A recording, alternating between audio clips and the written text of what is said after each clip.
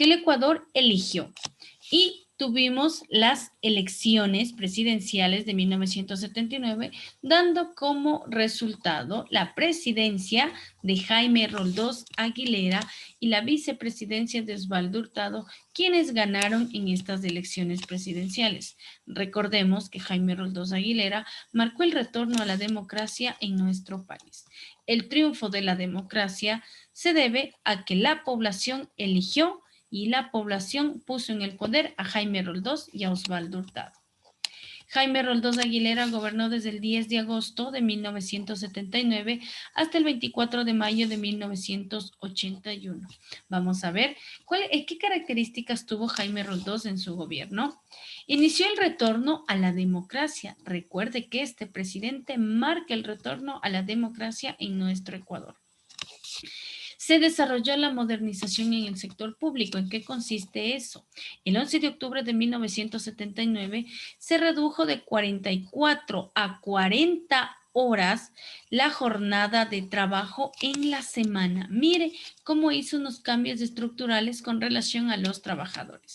También duplicó el salario mínimo de 2.000 a 4.000 sucres para aquellos trabajadores que tenían este salario mínimo.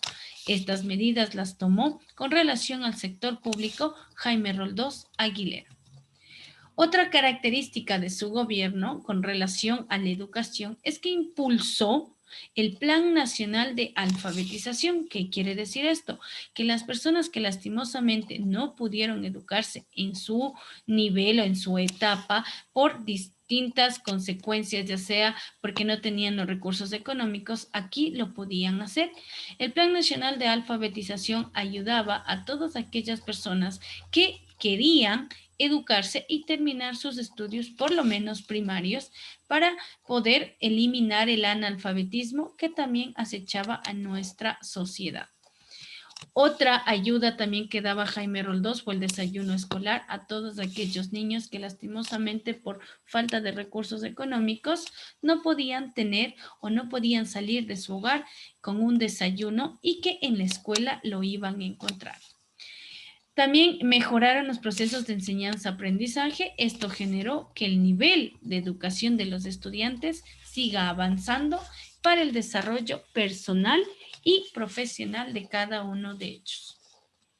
Estas medidas se tomaron con relación al sistema educativo. Ahora tenemos sucesos importantes que se desarrollaron en el gobierno de Jaime Roldós Aguilera. Mire, tenemos aquí la guerra de Paquilla. Sí, niños, otra guerra en Paquilla. Del 22 de enero al 21 de febrero de 1981. Nuevamente estamos enfrentados contra Perú. Mire, y Ecuador.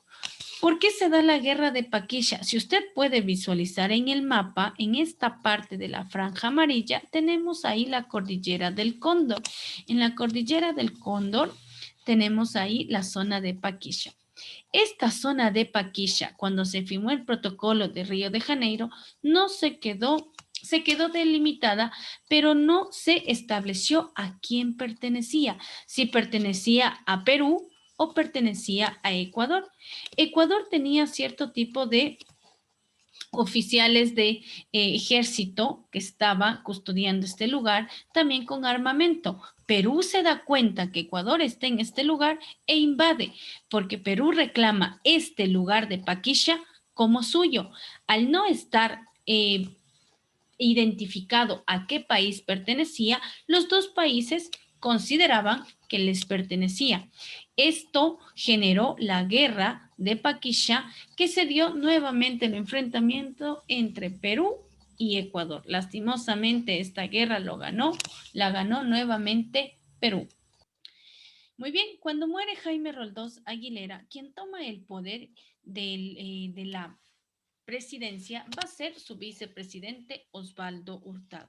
Osvaldo Hurtado gobierna desde el 24 de mayo de 1981 al 10 de agosto de 1984, el tiempo reglamentario que tenía que gobernar Jaime Roldós Aguilera. Osvaldo Hurtado tiene que afrontar el prolongado invierno que se da en el año de 1983, invierno que destruyó muchas obras, que Osvaldo Hurtado tuvo que acudir y también ayudar económicamente para poder reconstruir los lugares que había destruido este invierno.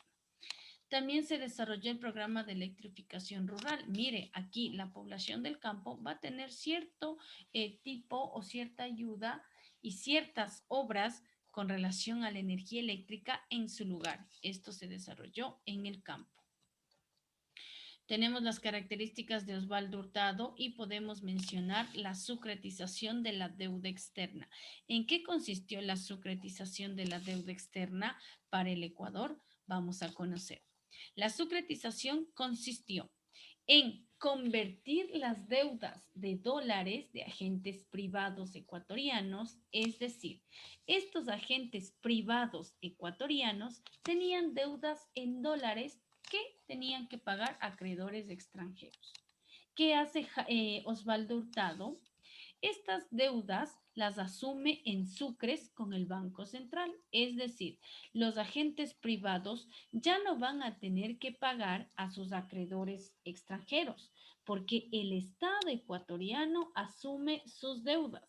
Es decir, prácticamente el Banco Central tiene que asumir las deudas de estos agentes privados y estas deudas las asume en sucres, porque los agentes privados ecuatorianos tenían la moneda de sucre y esa tenían que pagar el valor en sucres al Banco Central, mientras que el Banco Central asumió el compromiso de pago en dólares. Mire cómo el Banco Central y cómo esta medida afectó económicamente al Estado ecuatoriano. ¿De qué manera?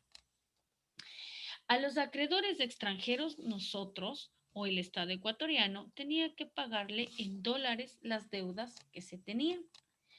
Siempre y cuando esto pasaba, siempre y cuando los agentes ecuatorianos paguen a tiempo ahora al Banco Central.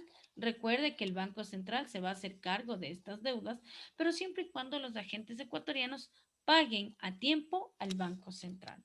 Lastimosamente, los agentes ecuatorianos no pagaron al Banco Central y las deudas externas privadas pasaron a incrementarse.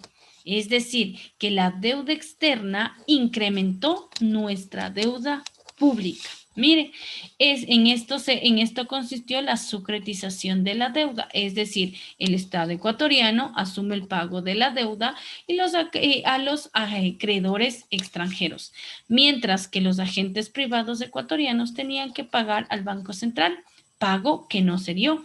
Por eso, la deuda externa aumentó y obviamente también la deuda pública.